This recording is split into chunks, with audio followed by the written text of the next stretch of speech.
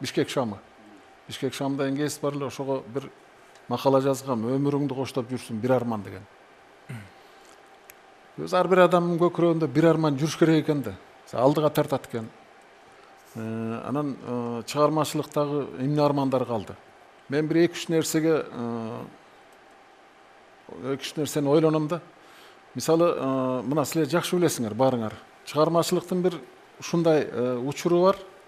Күнү түнү менен ичиңде дүңгүрөп кайрыктар жүрөт, эси дартың баары музыка, жаза турган бирдеме, келип аткан кайрыктар, ушинтип бир дендероо болуп, маңдайыңда келаткан таанышыңды да көрбөй, нес болуп өтүп кеткен ушул учурда баягы максималдуу мүмкүнчүлүктү пайдаланып жазып калыш керек экен да. Мен анткен жокмун.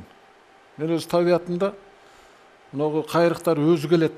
Ошолор жакшы кайрык болот, күчкө салганда болбойт деп жүрүп, анан көп иштеген жокмун да. Өзү келгендерин жаздым.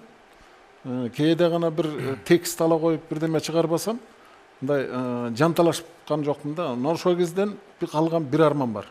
Кайрыктар келип турган учурда, ичиң дүңгүрөп, музыка жашап турган учурда мен аспаптык бир чыгармалар жазсам болмок экен деп